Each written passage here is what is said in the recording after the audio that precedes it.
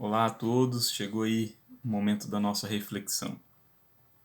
E a mulher dele disse: Você ainda continua sendo bom? Amaldiçoe a Deus e morra.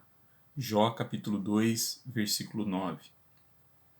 Essas foram as palavras dirigidas a Jó pela sua esposa no momento mais difícil da sua vida. Jó era um homem bom e honesto, temia a Deus, procurava não fazer nada que fosse errado. Contudo, uma grande tragédia vem sobre a sua vida. Ele era o homem mais rico de todo o Oriente, diz o texto, tinha 7 filhos, 3 filhas, era dono de 7.000 ovelhas, 3.000 camelos, 1.000 bois, 500 jumentas, e tinha também um grande número de escravos, de servos.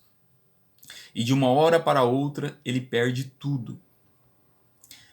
O texto continua dizendo que os sabeus os atacaram, mataram os seus empregados e levaram tudo embora. Raios caíram do céu e mataram todas as suas ovelhas e os pastores. Os caldeus os atacaram, mataram os empregados e levaram os seus camelos. Um vento muito forte veio do deserto, soprou sobre a casa onde estavam os seus filhos e as suas filhas, e ela caiu em cima deles e todos morreram. E se tudo isso não bastasse, ele fica gravemente enfermo, coberto de feridas horríveis, desde as solas dos pés até o alto da cabeça. E foi justamente nesse contexto trágico que a sua mulher lhe diz: Você ainda continua sendo bom? Amaldiçoe a Deus e morra. Mas Jó respondeu a ela, dizendo: Você está dizendo uma bobagem. Se recebemos de Deus coisas boas, por que não vamos aceitar também as desgraças? Assim, apesar de tudo, Jó não pecou nem disse uma só palavra contra Deus. No versículo 10. Veja que, mesmo depois de perder toda a sua riqueza, sua família e a sua saúde, apesar de todo o mal que lhe havia cometido, Jó não pecou, nem pôs a culpa em Deus. Mesmo que a sua vida parecia já não ter mais sentido, que não havia mais esperanças humanas para sair daquela situação, daquele problema, ele não desiste de Deus. Mesmo sofrendo tamanha tragédia, Jó é paciente, é perseverante, e ele mantém a sua fé e a sua confiança em Deus. Veja que no capítulo 42, os versículos 1 a 2, na sua oração, ele diz ao Senhor: eu reconheço que para ti nada é impossível e que nenhum dos teus planos pode ser impedido.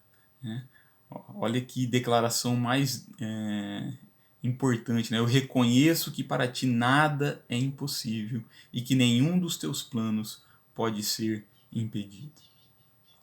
E veja, o que parecia impossível acontece. Deus o curou, lhe deu em dobro tudo o que tinha antes. Diz o texto no capítulo 42, versículos 10 a 17, que o Senhor abençoou a última parte da vida de Jó mais do que a primeira. Ele chegou a ter 14.000 ovelhas, 6.000 camelos, 2.000 bois e 1.000 jumentas. Também foi pai de 7 filhos e 3 filhas, e no mundo inteiro não havia mulheres tão lindas quanto como as filhas de Jó. E depois disso, Jó ainda viveu 140 anos, o bastante para ver netos e bisnetos, e morreu bem velho. Em outras traduções diz, viveu feliz. Então veja, nós podemos tirar muitas lições importantes deste livro de Jó, mas sem dúvidas, uma das mais importantes reflexões que nós podemos fazer é que, independentemente das circunstâncias, ainda há esperanças. Independente das circunstâncias, ainda há esperanças. Entre outras coisas, veja que essa história ela nos ensina a perseverar na fé, a não desistir de Deus, mesmo quando tudo parece perdido. né? Afinal, Deus pode todas as coisas, né? A última palavra é de Deus, né? Então veja, mesmo quando parece não haver mais solução, né? Se nós permanecemos confiando em Deus, tudo pode mudar, tudo pode mudar. Como fez com Jó, Deus pode mudar a nossa sorte, restaurar a nossa saúde, a nossa família e nos dar muito mais, né, do que aquilo que nos foi tolhido, daquilo que nos foi tirado. E então veja, ainda há esperança, né, porque Deus pode todas as coisas, né, Ele pode nos abençoar, né, Ele pode fazer a nossa vida ficar ainda melhor do que era antes, né? Mas ainda mais importante do que tudo isso, Deus pode nos dar a vida eterna. No capítulo 19, versículo 25, Jó declara: Porque eu sei que o meu Redentor vive e que por fim se levantará sobre a terra. Jesus é o nosso Redentor, nós precisamos recordar disso. Ele morreu por nós para nos redimir dos nossos pecados, mas ao terceiro dia ele ressuscitou. Jesus está vivo, nosso Redentor vive. Ele venceu a morte e ele compartilha a sua vitória sobre a morte com todos nós. Portanto, nós devemos ser pacientes em meio aos sofrimentos, sabendo que ainda há esperança. Quando enfrentamos dificuldades e quando, né, parecer não haver mais perspectivas de mudança, podemos lembrar da história de Jó, da sua paciência, da sua fé e confiança em Deus, de como ele perseverou, entregando a sua vida nas mãos de Deus, e como Deus lhe respondeu, restaurando a sua saúde, sua família, sua condição financeira. E assim, né, nós precisamos lembrar que o nosso Deus pode todas as coisas, nenhum dos seus planos pode ser impedido.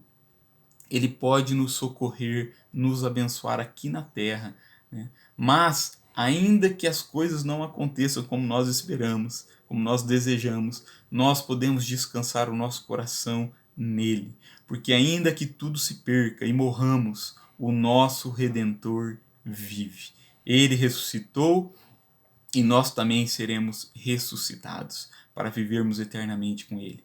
Como diz Pedro, esperamos por um novo céu e uma nova terra, nos quais habita a justiça. Que Deus te abençoe com graça e paz, em nome de Jesus. Ainda há esperança. Amém.